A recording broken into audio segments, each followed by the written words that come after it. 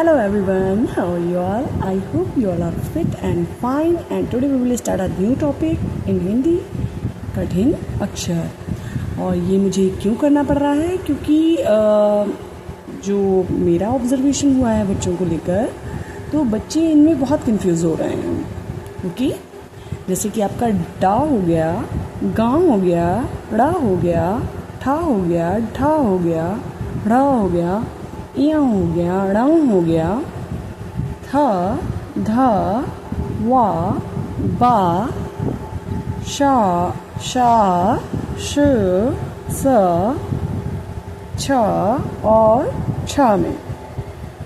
तो आज थोड़ा क्लियर करेंगे इन अक्षरों को।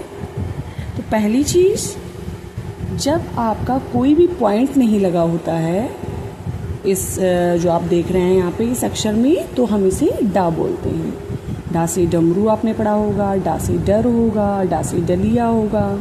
ठीक है, जब कोई भी पॉइंट नहीं लगा होता तो ये आपका डा होता है। बट अगर इस अक्षर के सामने अगर आपको पॉइंट दिख रहा है, बिंदु नज़र आ रहा है, तो इसका मीन्स ये क्या है?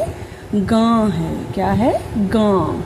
पुराने समय में आपका जो है गां लगाया जाता था। आज भी अगर आप पुरानी किताबें उठाकर देखेंगे या संस्कृत वगैरह की पुरानी जो बुक्स वगैरह हैं उन्हें उठाकर देखेंगे तो आपको ये अक्षर नज़र आएगा।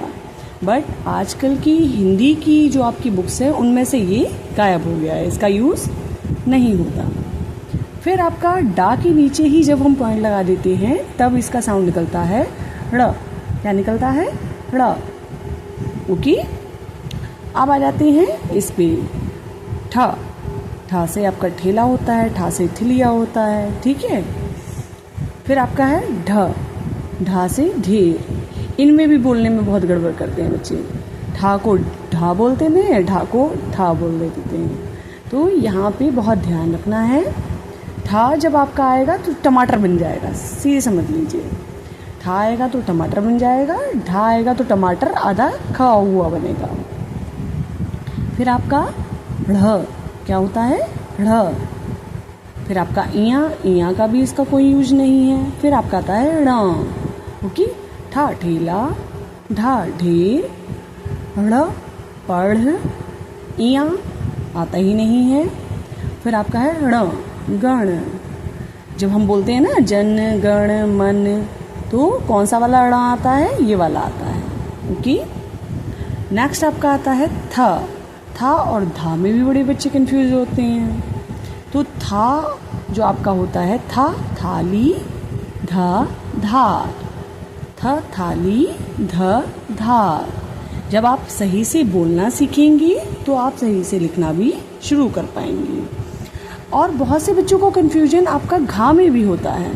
तो ध्यान रखना है आपको, जब भी आपका धा बनता है तो ऊपर साइड को राउंड होकर जाता है, सर्कल बनकर जाता है। और घा जो होता है वो डायरेक्टली आपका लिखा जाता है।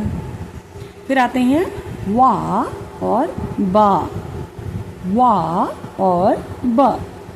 ओके, नेक्स्ट इज शा, श, स। शा शनि, श विष, स साफ, छ छात्र, छ शिक्षा। अब इनमें क्या अंतर है ये भी बहुत ध्यान से समझना है आपको। जब हम बोलते हैं शा, शा, तो हमें सीटी जैसी बात सुनाई देती है, जैसे कि शा, है ना। जब हम बोलते हैं शा तो हमारी जो टंग होती है, हमारी जो जीभ होती है वो थोड़ा सा राउंड होती है। और जो आपका ये शा है, शा और ये शा है, इसमें ज़्यादा बोलने में डिफरेंस नहीं होता है। फिर आता है आपका सा। जब हम सा बोलते हैं तो हमें किसी और साउंड की आवाज़ नहीं आती है, सिंपल ही आपका सा आता है। ओके, फिर आते हैं हम छा पर। जब हम छ छात्र, छ छाता बोलते हैं तो हमें सिंपली छा का ही साउंड सुनाई देता है। लेकिन जब हम बोलते हैं छ, जब इसका यूज हम किसी भी वर्ड के साथ करते हैं, किसी भी शब्द में करते हैं, तो वहाँ पे आपको का भी साउंड सुनाई देता है, क्योंकि ये आपका क्या है? संयुक्त व्यंजन है। ठीक है, का और शा से मिलकर ही बनता है ये। तो इसका साउंड आपका जब भी हम किसी वर्ड में यूज करते हैं तो आपको का साउंड भी सुनाई देता है। जैसे कि आपने बोला शिक्षा, क्या बोला, शिक्षा, तो आपको का साउंड भी सुनाई दिया। अब आते हैं वा और बा पे। तो यहाँ पर आपको डोर दिखाई दे रहा है ना, तो ये डोर ओपन है या क्लोज्ड है? ये डोर आपका ओपन है। तो जब भी हम बोलते हैं वा, तो हमारी जैसे ये डोर ओपन है, हमारे जो लिप्स होते हैं वो भी ओपन होते हैं। बोलकर देखिए चाहें तो आप, वा वा वा। ओके, वा वन, वा वन। ओके, नेक्स्ट फिर आता है बा। क्या आता है? बा। क्या आता है? बा। जब हम बा बोलते हैं, बकरी, बा, तो आपका यहाँ पे क्या बना हुआ है? लॉक बना हुआ है ना। तो हमारे जो लिप्स होते हैं वो क्लोज हो जाते हैं, बंद होते हैं। चाहे तो फिर से बोल कर देखिए, बा बा बा। बार, बार कहते हैं ना, बार बार, तो बार बार। तो इसमें डिफरेंस आपको समझ में आ गया। जब हम वा बोलते हैं तो हमारे लिप्स ओपन होते हैं, जब हम बा बोलते हैं तो हमारे लिप्स क्लोज्ड हो जाते हैं। लिखने में क्या अंतर होता है? लिखने में ये जो आपका वा बना होता है, इसमें आपका जो है इसका पेट नहीं कटा हुआ होता है। बकरी जो होती है उसे ही काटा जाता है ना, तो बकरी वाला जो बा बनता है वो आपका बीच से काट दिया जाता है। ओके, नेक्स्ट आ जाइए। अब इनमें कंफ्यूजन थोड़ा क्लियर करते हैं। जैसा कि अभी मैंने बताया था, डा की अगर सामने पॉइंट लगा हुआ है, कोई भी बिंदु नजर आ रहा है, तो वो आपका डा नहीं है, ड़ा नहीं है, ग है। क्या है? ग। तो ग जो है उसका प्रयोग आजकल हिंदी में होता ही नहीं है, तो यहाँ हम क्रॉस कर देंगे। जो आपका लाइन में आता है का, खा, गा, घा, ऐसे करके आता है, तो वहाँ पे गा आता है, ड़ा नहीं आता है। ओके, नेक्स्ट आपका है ड़ा। ओ सॉरी, थोड़ा सा गड़बड़ हो गई है, यहाँ पे नीचे लगेगा पॉइंट। ओके, नेक्स्ट है ड़। जब हम बोलते हैं ड़, तो ड़ा बोलते हैं, लास्ट में कौन सा साउंड आता है? आ का। किसका साउंड आता है? आ का। चाहे तो बोलकर देखिए, ड़ ड़ ड़ ड़। तो जब भी हम ड़ बोलते हैं तो आ का साउंड आता है। फिर आपका आता है ढ़। क्या आता है? ढ़। जब हम ढ़ बोलते हैं तो हमें लास्ट में कौन सा साउंड आता है? हा का। किसका साउंड आता है? हा का।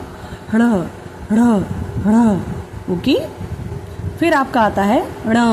क्या आता है? ण। जब हम ण बोलते हैं तो लास्ट में किसका साउंड आता है हमें? ना का। तो ये अंतर होता है इनके बोलने में। जब आप सही से बोलना सीखेंगे तभी आप सही से लिखना सीख पाएंगे। तो ये जो आपका होता है ये ग होता है। जब पॉइंट नीचे है तो आपका ड़ है, ड़ जब होगा तो आ का साउंड आएगा। फिर आपका आता है ढ़। जब ढ़ होगा तो हा का साउंड आएगा। जब ण होगा तो ना का साउंड आएगा। अब लिखने में क्या अंतर आ जाएगा? जब आपकी डा के नीचे हम पॉइंट लगा देंगे तो वो ण हो जाएगा। जब ढा के नीचे आपका पॉइंट लगा देंगे तो वो आपका ढ़ हो जाएगा।